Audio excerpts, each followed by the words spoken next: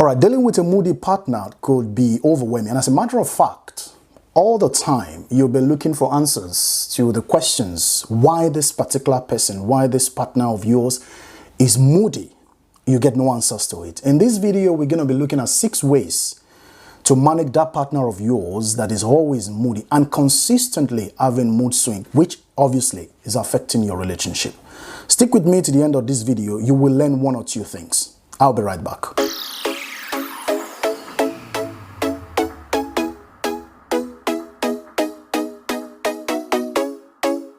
Right, hello guys, and welcome again to this very interesting topic. My name is Chris, and this is a topic that has been in the hearts of so very many people out there.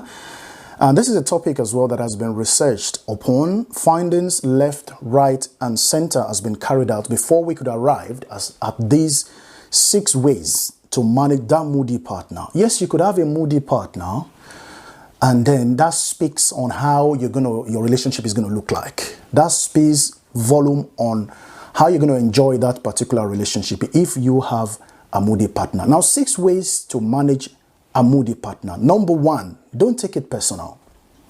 Don't take it personal. And these falls under 2 categories. First of all, you need to establish that their mood swing or moodiness is not because of you. You need to establish that. That's number 1 thing you need to do. You need to establish that that mood swing is not because of you.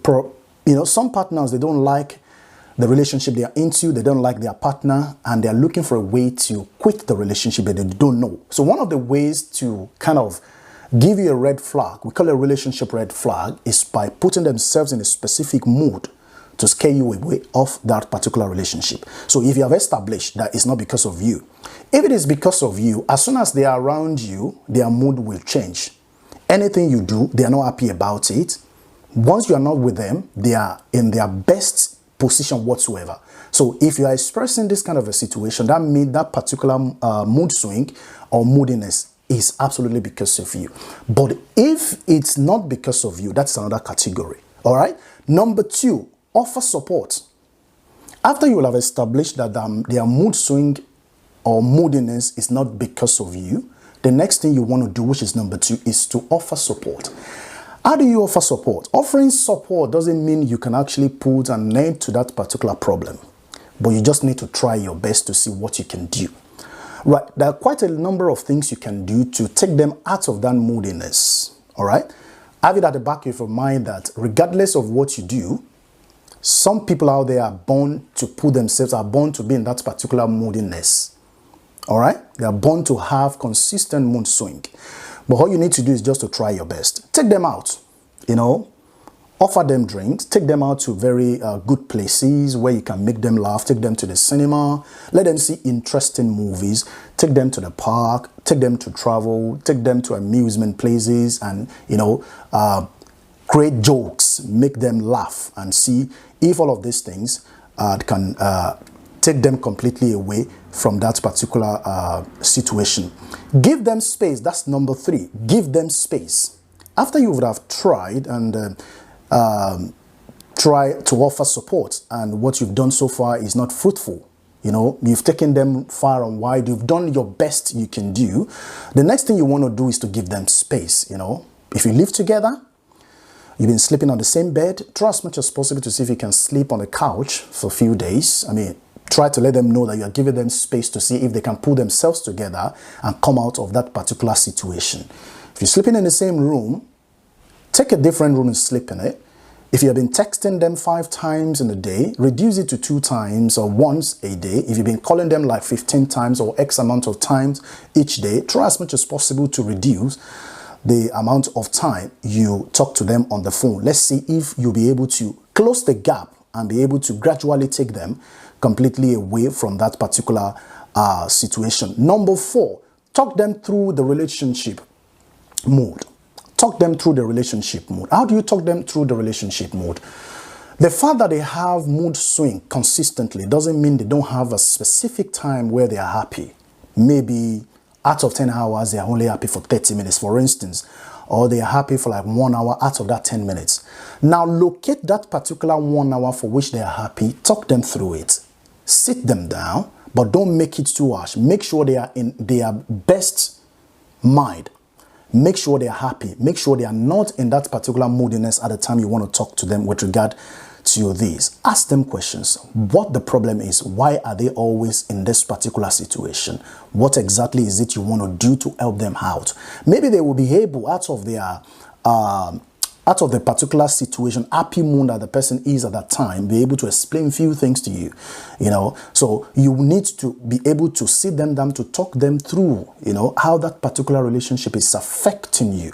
All right, how that particular relationship, how that particular moodiness and their mood swing is affecting your relationship with them, and how you have not been able to forge ahead in what you're supposed to do in that relationship because their moodiness and their mood swing has been a bar between you progressing into that particular relationship. Number 5, be vulnerable.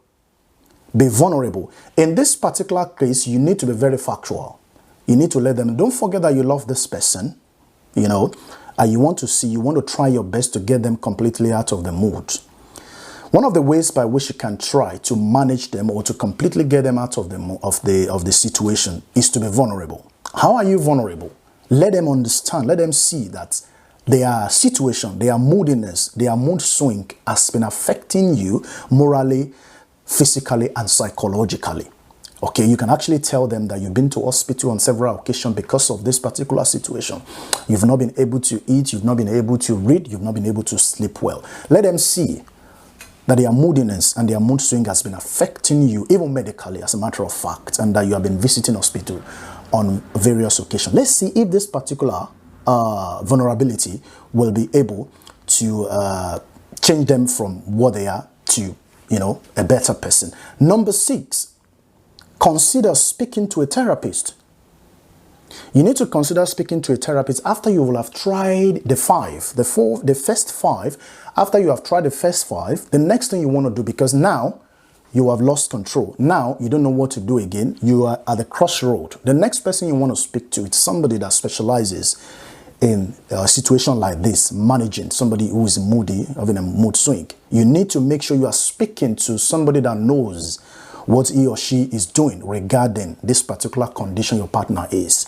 Maybe they'll be able to offer help, It is quite possible that we have people who are not specialized, in this particular area, but they can always offer help, maybe a relationship expert, maybe somebody who knows how to talk somebody through. But I will advise that you'd speak to somebody who is a specialist, somebody whose record is out there, that people can actually read of how many people they've taken completely away from that situation, which is mood swing or moodiness, whatever you call it. You need to speak to them. So after you have tried all of this and you're not successful, then you are looking at something which we call relationship red flag. You as a person, you deserve a better future. You want a sweet relationship. You want a happy relationship or marriage, whatever you call it. So if all of these things doesn't work, you may want to move further. You may want to move further in the search of someone else. Because to be honest with you, there are a lot of people out there that are born to be moody. Whether you give them money, they are still moody. You try as much as possible to give them every basic things they need, everything they need in life. They still go back to find themselves in that particular situation. It could be hereditary. It could be some sort of sickness. It could be some sort of, it could be generic one way or the other. So if you have tried your best, trying your best shows that you love the person. And if your best is not good enough, the next thing you want to do is to look at the next door, is to, try and see if it's possible for you to look for a different relationship. Because for how long are you going to be in such a situation? You're going to be nursing your child and you're going to be nursing your partner's mood swing and all of those things. So it's not really worth it. All right, it's not worth it to put yourself in that particular situation. Otherwise, before you know it, you enter into depression. So try your best possible, which is very important, provided you love the person. And after you've tried all of these things, it doesn't work, right? You need to look for the next person. Right, guys, that's what I've got for you today, and I hope this helps. Try as much as possible to help us to share this. If it's not useful to you, it's going to be useful to somebody else. Try as much as possible to help us to share it. Give us a thumbs up if you like it, and follow us on Instagram at CRISOGMEDIA100 and on our Facebook as well. I'll be coming again to speak with you on something. And don't forget that this the era where we have relationship saga of different forms and kinds and shapes. We'll be talking more on this in the next videos to come ahead. Thank you very much for listening to me and watching these, and I'll be seeing you in the next video. Bye for now.